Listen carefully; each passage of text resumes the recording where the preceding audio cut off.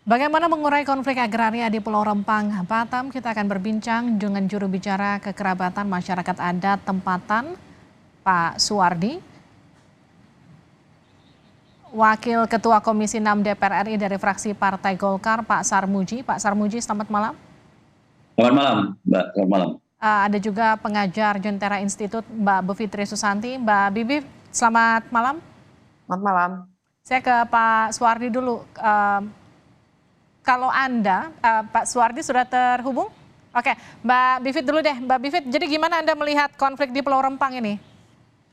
Ya, saya kira memang pengerahan aparat keamanan, penggunaan gas air mata, penggunaan kekerasan itu sangat berlebihan.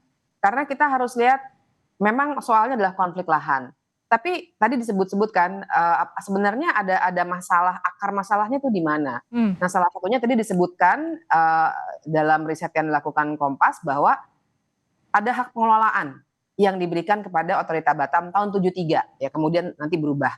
Tapi dari hak pengelolaan itu kan artinya untuk hak-hak masyarakat adat dan juga hak privat, hak miliknya orang-orang yang ada di sana itu tidak bisa ditempelkan di atas hak pengelolaan. Jadi kalau mau ada penerbitan sertifikat harus ada langkah berikutnya. Nah, ini yang sulit sekali untuk dilakukan karena ada hak pengelolaan. Itu satu. Yang kedua juga kalau kita pakai dalil, oh soalnya orang-orang di Rempang sana tidak punya sertifikat, jadi mereka ilegal, jadi bisa digusur. Nah, itu juga tidak adil tuh menurut saya analisis seperti itu. Karena kan sertifikat itu juga dengan konteks bahwa Batam itu sudah dijadikan hak pengelolaan secara umum dan bahwa untuk tanah adat, tanah komunitas itu prosedurnya jauh lebih rumit. Memang tidak semudah kita datang ke BPN terus minta buatkan sertifikat, tidak seperti itu. Jadi memang belum ada upaya dari pemerintah secara khusus untuk membantu secara proaktif, kan tugas pemerintah mestinya itu, mensertifikatkan lahannya orang-orang yang memang sudah ratusan tahun tinggal di situ.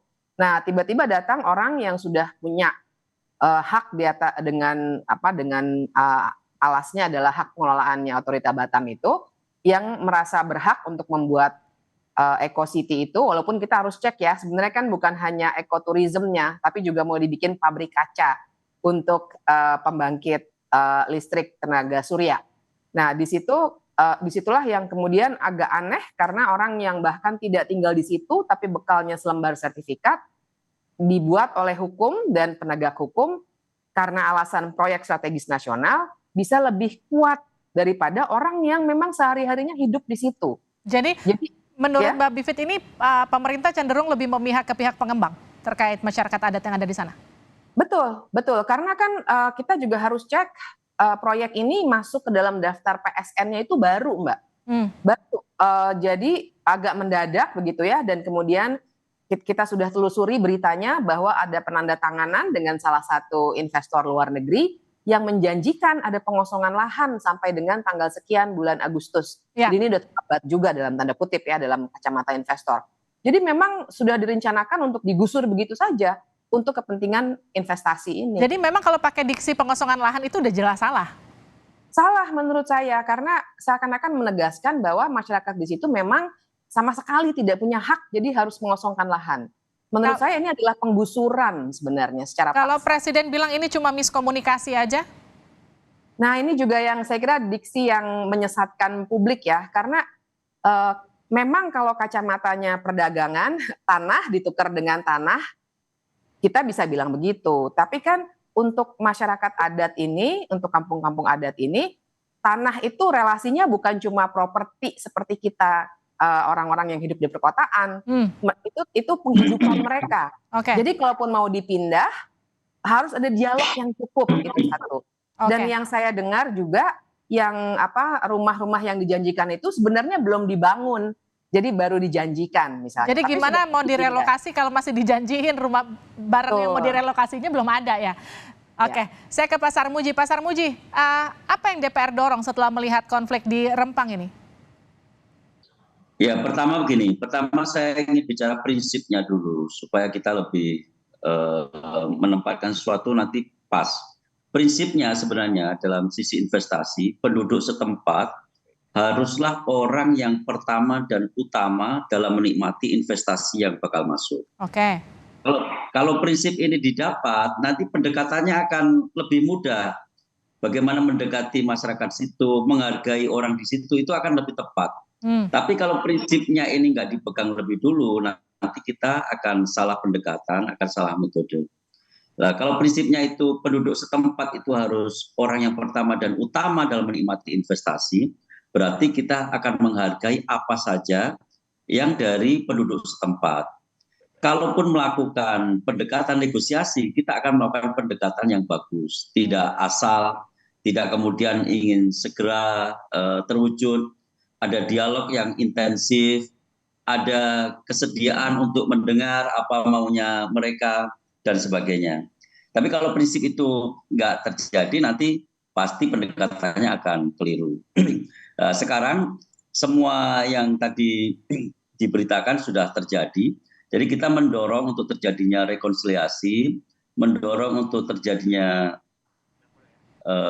dialog ulang dengan penduduk setempat, dan sebenarnya dari sisi pemerintah kemarin kita sempat ada raker dan kita sampaikan ke Menteri Investasi Pak Bahlil.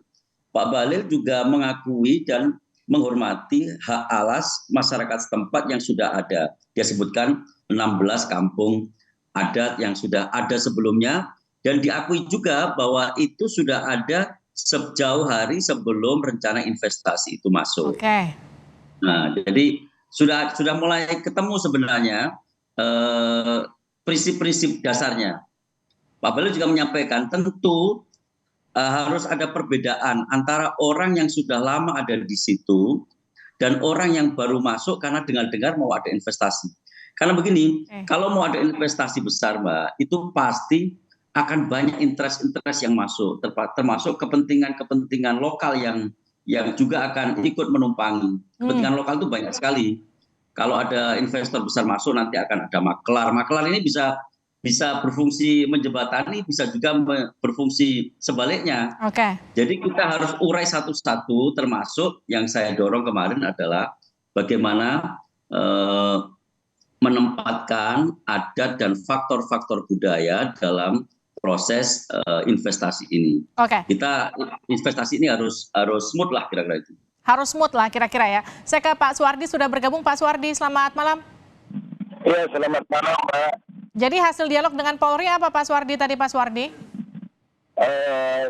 Tadi hasil dialog yang kita dapatkan adalah kita menyampaikan selama ini tidak pernah ada koordinasi yang benar yang mengarah ke tepat sasaran.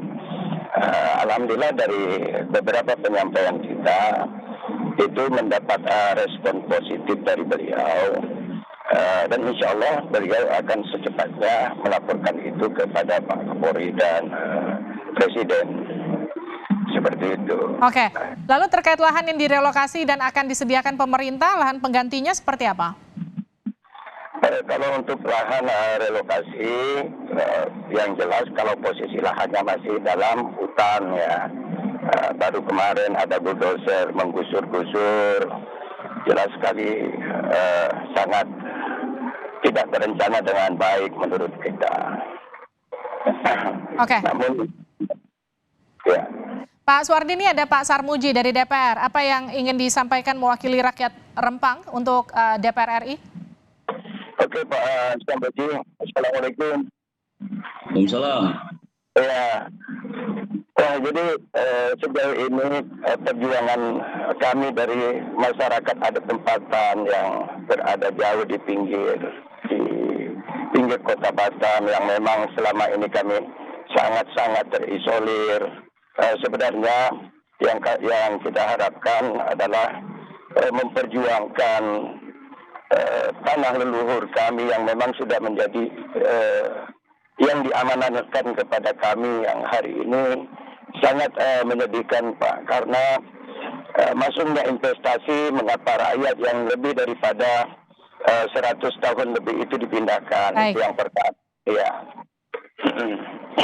Ya, Pak Sarmuji, responnya singkat Pak Sarmuji. Ya, kami siap untuk memberikan penekanan pada pemerintah tentang faktor-faktor adat dan budaya lokal setempat. Karena kami paham, seperti yang katakan Mbak Bivitri tadi, urusan tanah ini bukan hanya urusan diganti atau enggak, tetapi juga ada kepercayaan terhadap leluhur dan sebagainya. Asal gini, kalau terjadi negosiasi, saya yakin bisa selesai. Ini kan sebenarnya kalau ada negosiasi di antara keluarga sendiri, pasti insya Allah selesai. Baik.